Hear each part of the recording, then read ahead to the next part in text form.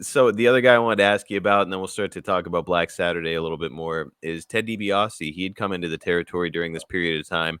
And man, Ted, you could make the argument was one of the best wrestlers on the face of the planet during this era. And here he is in a pretty small territory with Georgia. What do you remember about being around Ted at this time?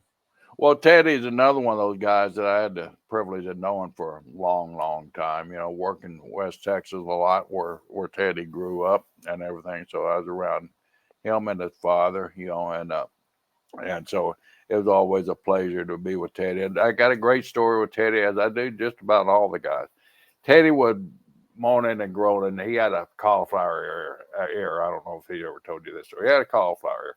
So he was going to go to a doctor's appointment. Well, Jack, my brother Jack, and I were amateur wrestlers. We dealt with cauliflower ear. I knew how to drain a cauliflower ear, and so I said, Teddy, don't pay $60 to a doctor. I said, we can drain your ear. And I mean, that baby was out here. And see, he still got the remnants of it now. That baby was sticking out here, squishy as could be. So I knew it'd be easy to drain.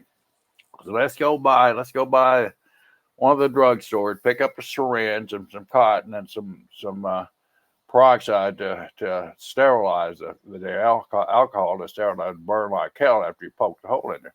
And I said, let's do that, and we'll go back to your apartment and drain your ear, because his wife was out of town or something. So we were going to stay there because we had an early, like a 6 o'clock plane the next morning. He lived out by the airport, so he said, you guys can stay with us. So we get to his apartment. We go get all the materials and everything. We get to his apartment. The apartment's locked, and the keys are inside. His wife is gone. So we had to break into his own apartment. We break it and knock out in the kitchen window, get in the damn apartment, get in there, get a couple of cubes of ice, put up on his ear. Okay, it should be ready now. So I stick the needle in there, and Teddy's crying like a little baby. I mean, I heard that. Teddy, shut up. Jack giving him hell too. I drained it. Man, it's a big syringe about this big, full of that old red pussy like blood that comes out of the cauliflower ear. So, but we'd forgot one thing. We'd forgot the little cast. So when you drain an ear, if you don't put a little cast on it, and all that is some gauze and some sticky stuff that'll turn it hard. We forgot to pick that part up. So I said, just put this cloth up again. I put some ice. I put this cloth, and maybe it won't drain back in there.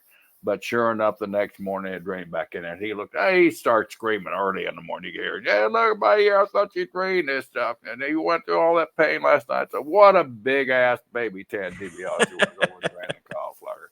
So that's the deal with Teddy. That's how he got that big ass cauliflower. And they walked around. He was real proud of it after a while, because getting cauliflower ear was a big deal. Right. It was like a rite of passage, right? Yeah. Man, I cannot wait to ask Ted about it. There's a reason he hasn't relayed that story to me. So. Yeah, because there's a baby.